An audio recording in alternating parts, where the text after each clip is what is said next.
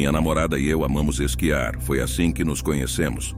Então, no ano passado, durante nossas férias, alugamos um chalé de 1 quarto em Montanha Nevada.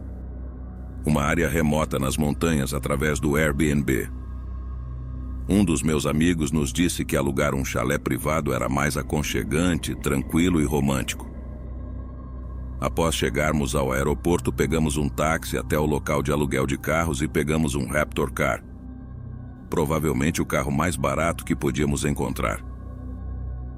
Dirigimos constantemente morro acima, enfrentando lama nas estradas, até que saímos da estrada principal e pegamos uma estrada mais florestal.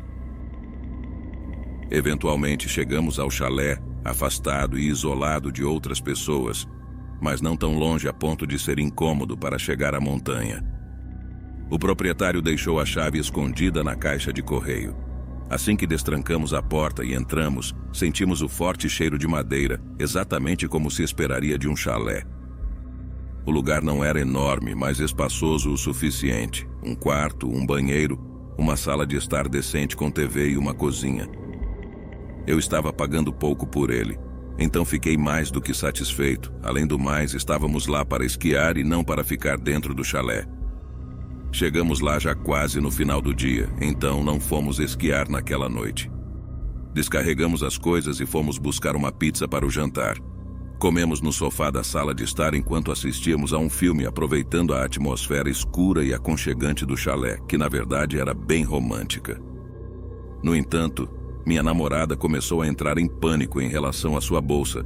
Aparentemente ela não estava onde ela a deixou, que era na mesa de centro da sala de estar. Eu a ajudei a procurar, embora não houvesse muito espaço para procurar. Ela estava absolutamente certa de que havia deixado a bolsa na mesa de centro, mas não estava na cozinha, no banheiro ou na sala de estar. Então verifiquei o quarto e, com um sorriso no rosto, encontrei a bolsa ao lado da cama. Minha namorada não pareceu tão aliviada como eu esperava. Na verdade, ela me acusou de tê-la movido e de mexer em sua bolsa, o que achei um absurdo. Tivemos uma pequena discussão até que a convenci de que ela realmente colocou a bolsa lá e que tinha apenas esquecido. Voltamos a assistir ao filme e logo esquecemos a discussão. No dia seguinte, passamos o dia todo esquiando, desde a manhã até o anoitecer, e paramos no caminho de volta ao chalé para buscar o jantar novamente. Quando chegamos de volta, notamos imediatamente que a luz da sala de estar estava acesa, o que deixou minha namorada um pouco assustada. Eu a tranquilizei, pois a porta da frente ainda estava trancada, o que significava que ninguém havia entrado. Eu imaginava que um de nós tinha deixado a luz acesa por engano e não tinha notado antes, já que ainda estava claro do lado de fora. Então continuamos a comer e assistir a um filme. De repente, minha namorada deu um grito. Eu me levantei e olhei para ela. Ela tinha uma mão na boca e a outra apontava para algo no chão. A princípio, eu não vi, mas quando me aproximei, vi marcas de botas um pouco frescas no tapete, no canto da sala de estar. A neve das botas havia derretido e deixado manchas úmidas no tapete. Claro, ambos usávamos botas, mas eu não me lembro de ter ido até lá. Minha namorada me pediu para verificar o chalé para que ela se sentisse segura, então eu fiz isso. Olhei embaixo da mesa da cozinha, atrás do sofá da sala de estar, no banheiro e até dei uma olhada no quarto. Parecia não haver ninguém no chalé, e não havia muitos lugares para se esconder, de qualquer forma. Ainda assim, ela estava com medo e perdeu totalmente o interesse no filme. Ela foi ao banheiro escovar os dentes e depois foi para o quarto para se trocar. Eu a ouvi pular na cama, então fiz o mesmo e apaguei a luz. Sentamos lá por um tempo conversando, ainda era apenas umas 9 ou 10 horas da noite. Minha namorada continuava me dizendo o quanto ela se sentia desconfortável, achando que alguém estava no chalé. Então eu disse a ela: "Espera um segundo." Peguei meu celular e liguei para o anfitrião do Airbnb. Enquanto colocava o telefone no ouvido, ouvi um som alto e abafado vindo da parede ao lado da cama, como se o telefone estivesse tocando, mas não no alto-falante do celular. A ligação foi rejeitada. Minha namorada começou a gritar, dizendo: "Meu Deus!" Eu disse a ela para se acalmar enquanto me levantava e me aproximava da parede à esquerda, onde notei uma rachadura quase imperceptível que parecia ser uma porta. Minha namorada gritou para que eu não a abrisse. Eu fiquei com raiva, gritei e abri a porta. Lá estava um pequeno armário escondido e dentro dele um homem escondido atrás de uma caixa de papelão no canto.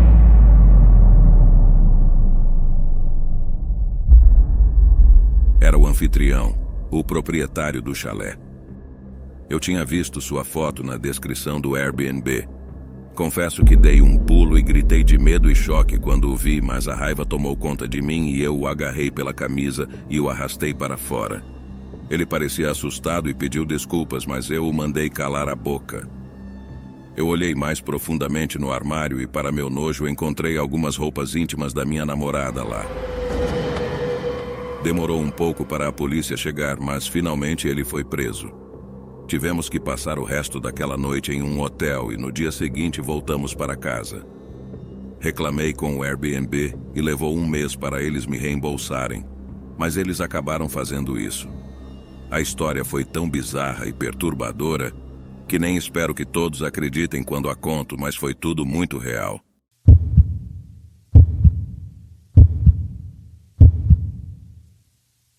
Quando eu e minha melhor amiga, Sofia, tínhamos 18 anos, fizemos nossa primeira viagem juntas para Londres.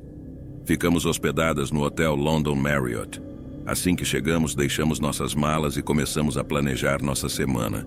Já estava tarde, então tínhamos pouco tempo, mas queríamos ver algo pelo menos. Decidimos visitar o Big Ben, aquela icônica torre do relógio que todos conhecem pelas fotos quando se pensa em Londres. Depois disso, fomos a um pub próximo chamado St. Stephen's para jantar. Foi uma sorte que nossos pais estavam pagando pela viagem. Ao sair do pub, era cerca de 9 horas da noite, e estávamos animadas para experimentar a vida noturna de Londres. Conhecemos um jovem atraente que nos ouviu falando sobre os bares próximos que queríamos visitar. Ele parou para conversar conosco, e algo nele imediatamente nos chamou a atenção e nos deixou receptivas quando ele mencionou uma grande festa em um apartamento de um de seus amigos ricos naquela noite. Ele disse que 2 mulheres bonitas como nós seriam muito bem-vindas. Sofia e eu nos olhamos e rimos. Aceitamos o convite, e ele disse que a festa começaria às 23 horas. Pediu meu número de telefone e eu o dei, então ele disse que nos mandaria os detalhes por mensagem e nos veria mais tarde. Ele se despediu e seguiu caminho. Estávamos super animadas. Era apenas a primeira noite e já fomos convidadas para uma festa incrível em Londres. Pensamos que se agíssemos corretamente com as pessoas ricas naquela festa, teríamos companhia para o resto da viagem. Quando chegamos de volta ao hotel, tomamos um banho e trocamos de roupa. Bebemos um pouco de vodka para nos soltarmos, mas acho que bebemos mais do que deveríamos. Eu mandei uma mensagem para o rapaz que conhecemos, percebendo que nem sequer perguntamos seu nome. Ele respondeu rapidamente com o endereço do apartamento. Saímos para a rua animadas e esperamos nosso Uber por 15 minutos. Fomos dirigindo até o apartamento, que ficava a cerca de 15 minutos de distância. Quando chegamos, ficamos impressionadas com a arquitetura diferente do prédio em comparação com o que estamos acostumadas em nosso país. Digitei o código do apartamento e fomos rapidamente liberadas. Pegamos o elevador até o 5º andar, animadas, mas nervosas, sem saber o que esperar. Bati na porta do apartamento, mas não ouvimos música lá dentro, o que era estranho. Ficamos nervosas, pensando que estávamos no apartamento errado, até que o jovem que conhecemos anteriormente abriu a porta. Ele nos deu um abraço caloroso e nos deu as boas-vindas. Ele se apresentou como Miguel. O apartamento estava silencioso e perguntamos onde estavam todos. Ele disse: ainda é cedo, não se preocupem. Olhamos ao redor do apartamento, que não era tão grande como esperávamos de um cara rico. Perguntamos onde estava seu amigo, o dono do apartamento, e Miguel disse que ele estava se arrumando em seu quarto. Ele nos convidou para nos sentar e nos sentamos no sofá. Eu pude ver pelo rosto de Sofia que ela também estava incomodada com a situação.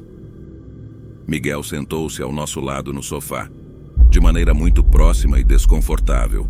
De repente, outro homem saiu de outro cômodo.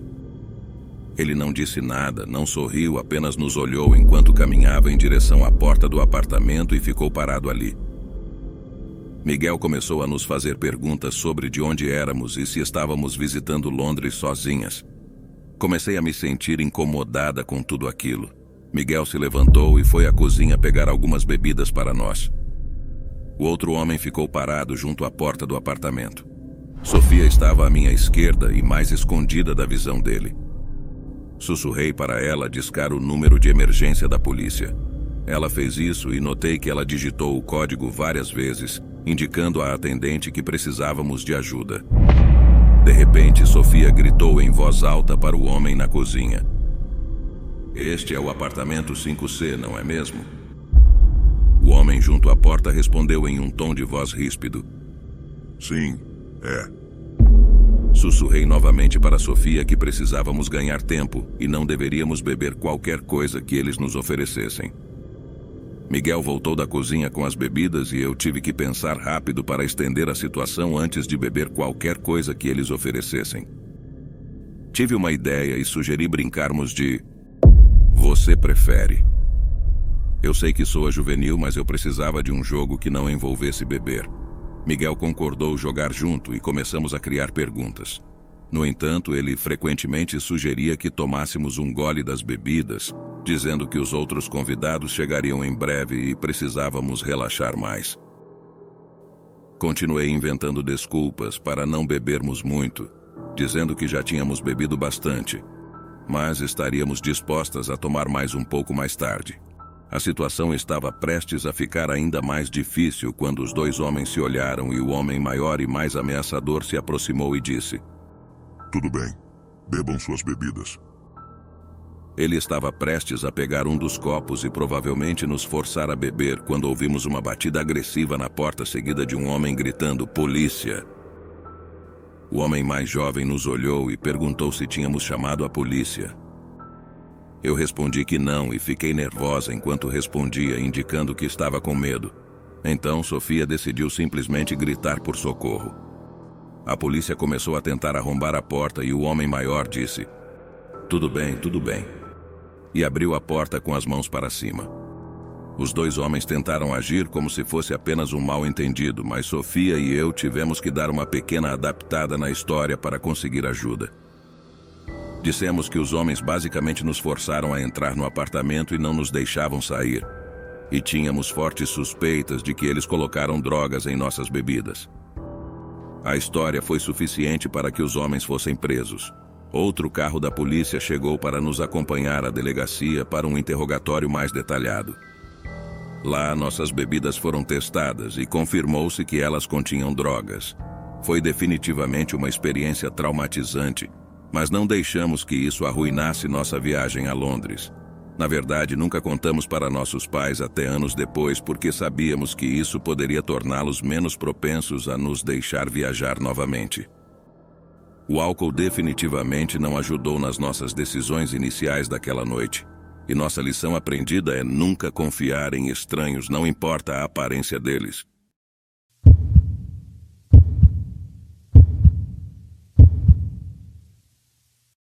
Quando eu tinha 14 anos, meus pais nos levaram para uma viagem em um resort familiar. Ficava no meio do nada, era o resort mais rústico e com um estilo bem antigo que você pode imaginar. Todos os prédios eram de madeira e havia grandes insetos assustadores perambulando pelos corredores que sempre cheiravam a cigarros. Eu me sentia meio velho para estar lá com minha família, especialmente porque eu era o único menino entre meus irmãos. E minhas irmãs tinham 9 e 5 anos na época. Tentei procurar adolescentes da minha idade para fazer amizade, mas parecia que só haviam famílias com crianças pequenas. No entanto, eu conheci uma garota que tinha 15 anos. Nós nos encontramos na pequena sala de fliperama enquanto eu estava com minhas 2 irmãs. Ela veio até mim e disse oi. Descobrimos que ela também estava hospedada lá com a família e não estava se divertindo muito. Então começamos a nos encontrar e passar tempo juntos. Ela parecia ser legal, um pouco estranha e com uma vibe meio gótica. O nome dela era Elisa. No dia seguinte, nos encontramos novamente quando eu estava passando pela piscina. Elisa acenou para mim e me chamou para dar um passeio pela floresta perto do rio. Enquanto caminhávamos, eu tentei conhecê-la melhor. Perguntei em qual prédio ela estava hospedada e ela hesitou antes de responder, dizendo que era no prédio ao lado do prédio principal. Foi uma resposta vaga.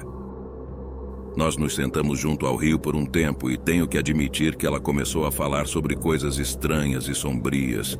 Não vou entrar em detalhes, mas comecei a pensar que ela tinha alguns problemas. Então, ela olhou para mim e disse: "Podemos ir para o seu quarto?" Por dentro, fiquei animado, afinal eu era um adolescente de 14 anos, cheio de hormônios. Então, obviamente, eu disse sim, com um pouco de empolgação demais, imaginando a melhor situação possível. Chegamos perto do meu quarto e ela me pediu a chave para abrir a porta. Ela correu à frente para abri-la. Sentamos na minha cama por alguns minutos, o que foi um pouco estranho, já que eu não sabia como agir ou se deveria tomar alguma iniciativa. Ela começou a falar sobre coisas sombrias novamente, sobre como odiava sua família e que não tinha mais amigos. Ela mencionou gostar da sensação de sangue, o que quer que isso significasse. De repente, ela abriu uma enorme faca de caça e olhou para mim. Ela me disse que às vezes pensava em usar aquilo nela mesma ou em outra pessoa. Naquele momento, a situação foi de estranha para perturbadora. Não estava indo para onde eu pensava que iria e estava indo para uma direção muito mais sombria e assustadora. A forma como ela me olhava com a faca aberta me assustou. Ela me perguntou: "Você quer usar essa faca em alguém?" Eu pensei sobre o que responder e disse: "Não sei, preciso pensar a respeito." Obviamente, eu nunca faria algo assim. Mas a verdadeira natureza psicótica dela acabou de se revelar. E eu precisava tomar cuidado. Disse a ela que deveríamos sair e caminhar pelo lado de fora do resort. Ela concordou e saímos para andar pelos terrenos do resort. Observei como ela olhava fixamente para as pessoas que passavam, sem se importar com o fato de que a estavam notando. Felizmente, eu vi meus pais bem à frente e disse: "Oh, droga, ali estão meus pais. Devo provavelmente ir me juntar a eles." Elisa pareceu um pouco irritada e disse que estava tudo bem. Eu disse tchau, e ela só me olhou. Fui para minha família e pelo resto do dia e da noite fiquei com eles, esperando não encontrar aquela garota assustadora novamente. Naquela noite voltamos para o quarto por volta das 9 horas. O resort tinha quartos enormes, então basicamente eu tinha meu próprio quarto, que estava conectado ao quarto dos meus pais e irmãs, mas também tinha sua própria porta para o corredor. De qualquer forma, tentei dormir ou pelo menos descansar. Cerca de meia hora depois de deitar na cama, ouvi o som do bip do destravamento da porta e em seguida a porta do meu quarto se abrindo e fechando.